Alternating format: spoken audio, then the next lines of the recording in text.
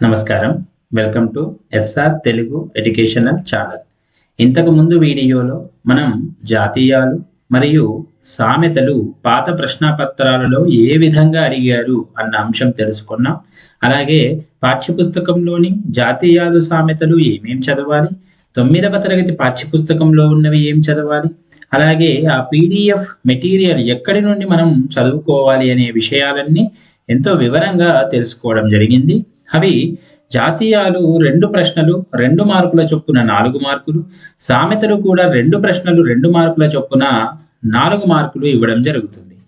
అలాగే ఇప్పుడు మనం ప్రక్రియల గురించి తెలుసుకుందాం. మనకి ప్రక్రియలు మన పాఠ్యపుస్తకంలో ఉన్న ప్రక్రియలన్నింటి పైన మనకి అవగాహన అయితే ఉండాలి. మొదటిది మనకు దానశీలము. ఈ దానశీలం అనేది పురాణ ప్రక్రియకు చెందినది. ప్రాచీన పద్యం అని కూడా మనకు ఇవ్వడం జరిగింది. కాబట్టి ప్రాచీన పద్యమైనా పురాణం అని ఇచ్చినా కూడా చెప్పగలిగేలాగా, అంటే సమాధానం గుర్తించగలిగేలాగా ఉండాలి. 2 ఆప్షన్స్ ఇవ్వకపోవచ్చు. ఇస్తే పురాణం అని ఇవ్వచ్చు, లేదా పురాణం ఇవ్వకుండా ప్రాచీన పద్యం అని ఇచ్చినా కూడా మనం గుర్తించగలగాలి. ఎవరి భాష వాళ్ళకు వినసొంపు. ఇది ఒక వ్యాసము. వ్యాసంలో కూడా ఇది మళ్ళీ భాషా వ్యాసం.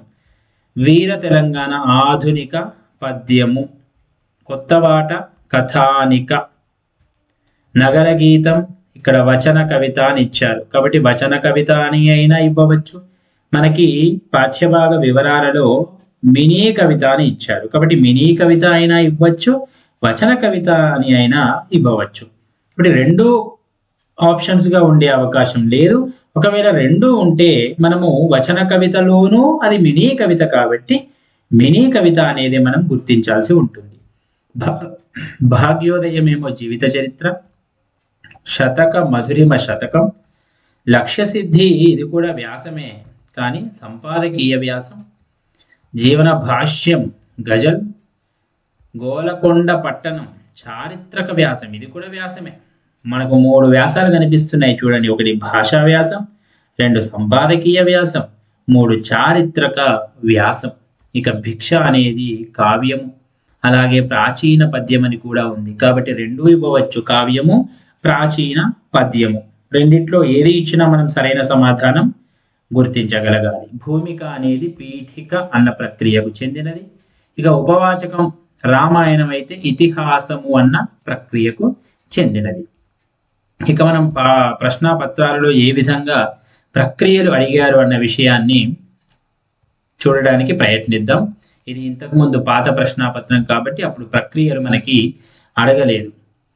ఇక్కడ ఇచ్చారు చూడండి. ఈ క్రింది వానిలో 2 ప్రక్రియలను గుర్తించి జవాబు పత్రంలో రాయండి అన్నాడు.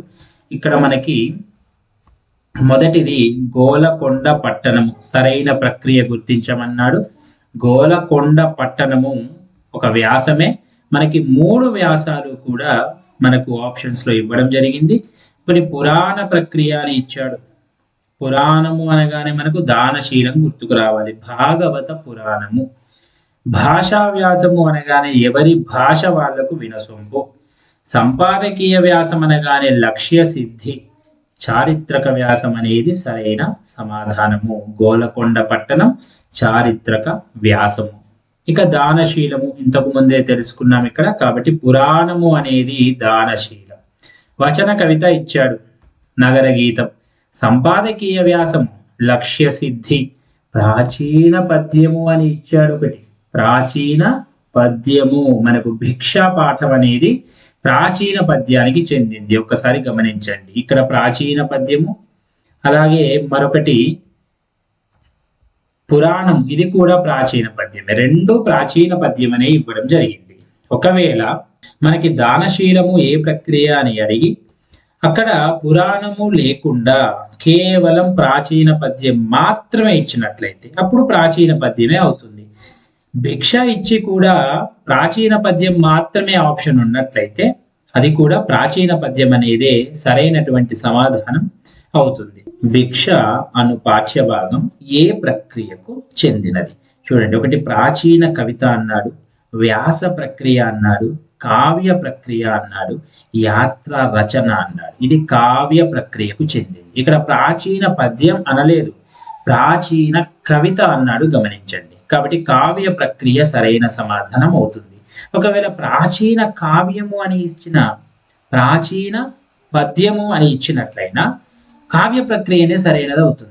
ఒకవేళ కావ్య ప్రక్రియ లేకుండా ప్రాచీన పద్యము అని ఇస్తేనే అది ప్రాచీన పద్యం అన్న సమాధానం సరైనది అవుతుంది. వివరించి చరిత్రను గురించి తెలిపే ప్రక్రియను ఏమని అంటారు? వివరించి తెలియజేసేది వ్యాసము, చరిత్రను తెలియజేసేది అని కూడా అన్నాడు. కాబట్టి చారిత్రక వ్యాసం సరైన సమాధానం అవుతుంది. చారిత్రక వ్యాసం. లక్ష్య సిద్ధి అను పాఠ్యభాగం ఏ ప్రక్రియకు చెందినది? సంపాదకీయ వ్యాసము అన్న ప్రక్రియకి చెందినది. నగర గీతం పాఠ్యాంశ ప్రక్రియను గుర్తించండి. నగర గీతం మినీ కవిత సరైన సమాధానం. ఇక్కడ శతకం ఇచ్చాడు, శతక మధురిమ. పురాణం ఇచ్చాడు, దానశీలము. గేయం ఇచ్చాడు, మనకు గేయ ప్రక్రియ అసలు లేదు. కాబట్టి మినీ కవిత సరైనది. ఇదే స్థానంలో వచన కవిత అని ఇచ్చిన సరైన సమాధానం అవుతుంది. మరి వచన కవిత మరియు మినీ కవిత రెండు ఇస్తే మినీ కవిత అన్నదే సరైన సమాధానం అవుతుంది. సంపాదకీయ వ్యాస ప్రక్రియకు చెందిన పాఠ్యాంశాన్ని గుర్తించాలి. భిక్ష కావ్యము, దానశీలం పురాణము, ఎవరి భాష వాళ్లకు వినసొంపు భాషా వ్యాసము, లక్ష్య సిద్ధి సంపాదకీయ వ్యాసము. ఇది సరైనటువంటి సమాధానము. అలాగే మరొక ప్రశ్నాపత్రంలో ఇచ్చినటువంటి ప్రక్రియలు, లక్ష్య సిద్ధి పాఠము ప్రక్రియకు చెందినది. ఏ ప్రక్రియ అంటున్నాడు? సంపాదకీయ వ్యాసం అన్న ప్రక్రియకు చెందినది. ఎవరి భాష వాళ్లకు వినసొంపు ఏ ప్రక్రియ? భాషా వ్యాసము అన్న ప్రక్రియ. పురాణ కవిత, అసలు పురాణ కవిత అన్నది ఉండదు, వచన కవిత ఉంటుంది. వచన కవిత నగర గీతం, పురాణమేమో దానశీలము, చారిత్రక వ్యాసం గోలకొండ పట్టణము. ఎవరి భాష వాళ్లకు వినసొంపు మాత్రం భాష వ్యాసము అని మనము గుర్తించాల్సి ఉంటుంది. లక్ష్య సిద్ధి అన్న పాఠ్యభాగం ఏ ప్రక్రియకు చెందింది? మరొకసారి ఇవ్వడం జరిగింది. సంపాదకీయ వ్యాసం, పురాణం దానశీలం, వచన కవిత నగర గీతం. ఒకవేళ లక్ష్య సిద్ధి పాఠ్యభాగం ఏ ప్రక్రియకు చెందింది అని ఇచ్చి సంపాదకీయం లేకుండా కేవలం వ్యాస ప్రక్రియ అంటే అప్పుడు వ్యాస ప్రక్రియ సరైన సమాధానం అవుతుంది. సంపాదకీయ వ్యాసం లేనట్లయితే, అలాగే గోలకొండ పట్టణానికి మరియు లక్ష్య సిద్ధికి ఎవరి భాష వాళ్లకు వినసొంపు ఈ మూడు పాఠ్యాంశాలకి కూడా ఏ ప్రక్రియ అని అడిగి కేవలం వ్యాస ప్రక్రియ అని ఆప్షన్ మాత్రమే ఉన్నట్లయితే అప్పుడు వ్యాస ప్రక్రియ సరైన సమాధానం అవుతుంది. పురాణం ప్రక్రియకు చెందిన పాఠ్యభాగం ఏది అన్నాడు? పురాణము అంటే మనకి దానశీలం గుర్తుకు రావాలి. భిక్ష ఏంటి? కావ్య ప్రక్రియకు చెందినది. నగర గీతం ఏంటి? వచన కవిత లేదా మినీ కవిత. శతక మధురిమ ఏంటి? శతక ప్రక్రియకు చెందినది. అది మనకైతే పేరులోనే శతకము అని కనిపిస్తూ ఉంది. క్రింది పాఠ్యాంశానికి సరైన ప్రక్రియను గుర్తించండి అని లక్ష్య సిద్ధి ఇవ్వడం జరిగింది. ఇది సంపాదకీయ వ్యాసం. భాషా వ్యాసం అంటే ఎవరి భాష వాళ్ళకు వినసొంపు. చారిత్రక వ్యాసం అంటే గోలకొండ పట్టణము. ఇక్కడ కేవలం ఒక్క ప్రశ్నను మాత్రమే ఇవ్వడం జరిగింది.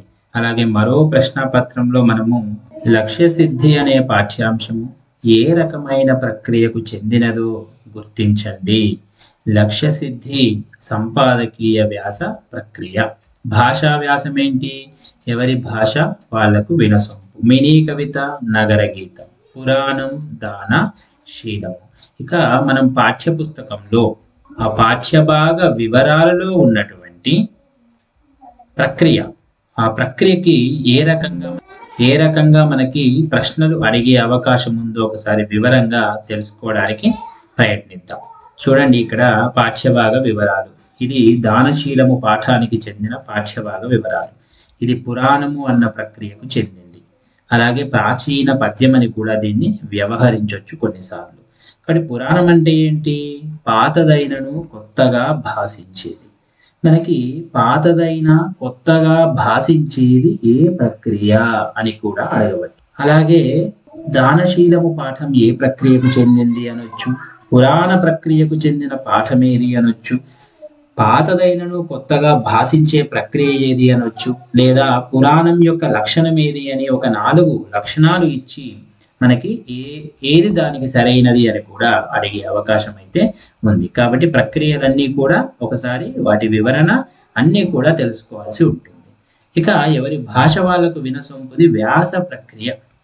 ఈ వ్యాసంలో కూడా ఇది భాషా వ్యాసం అని మనం చెప్పొచ్చు. ఇక్కడ ఇవ్వకపోయినా అందుకని వ్యాస ప్రక్రియ అని ఇవ్వచ్చు, లేదా భాషా వ్యాసం అని కూడా ఇవ్వచ్చు.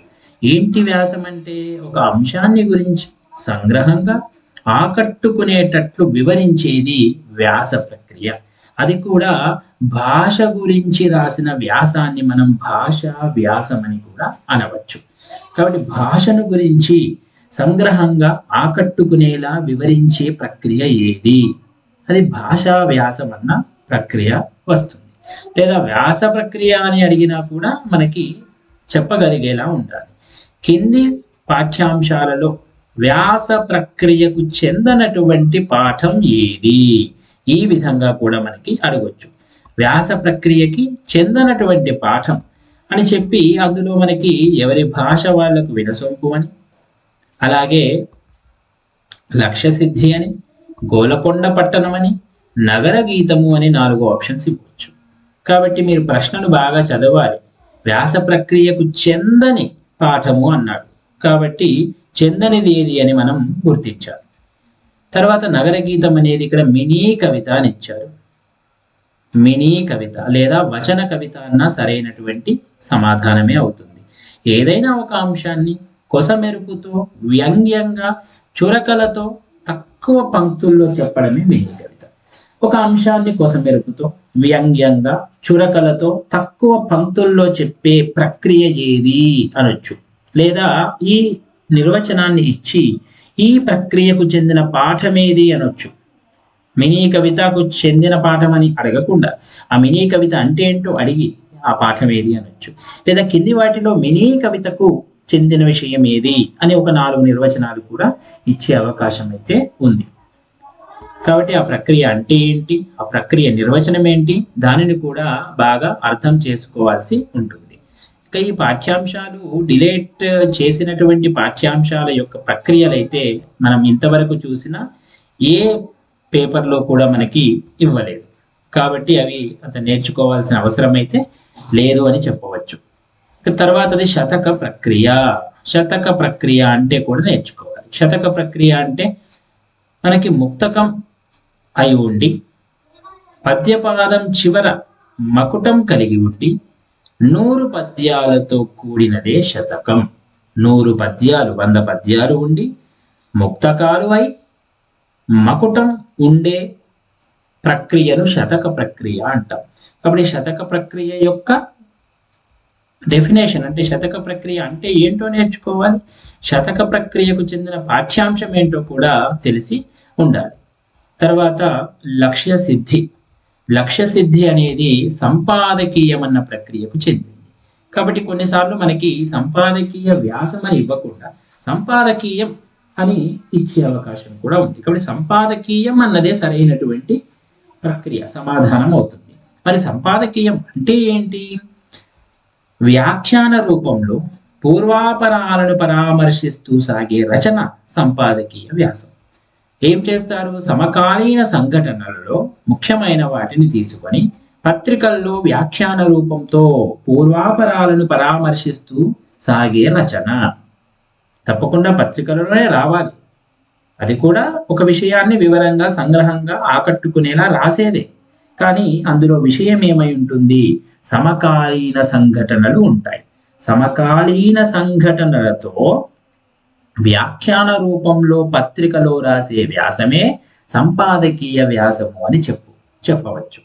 కాబట్టి సంపాదకీయం అన్న ప్రక్రియకు చెందిన పాఠం లక్ష్య సిద్ధి అని గుర్తుండాలి.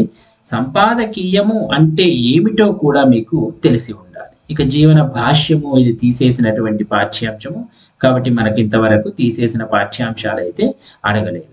తర్వాతది వ్యాస ప్రక్రియ, చారిత్రక వ్యాసము ఇచ్చారు. కాబట్టి గోలకొండ పట్టణం చారిత్రక వ్యాసము. వ్యాసం అంటే ఏంటి? వివరించి చెప్పేది, చరిత్రను తెలిపే వ్యాసమే చారిత్రక వ్యాసం. కాబట్టి మనకు ఒక ప్రశ్నలో కూడా అడిగాడు, వివరించి చెప్తూ చరిత్రను గురించి తెలిపేది ఏ వ్యాసం అన్నాడు. కాబట్టి వివరించి చెప్పాలి, అది చరిత్రను గురించి చెప్పాలి, అప్పుడు అది చారిత్రక వ్యాసం అవుతుంది.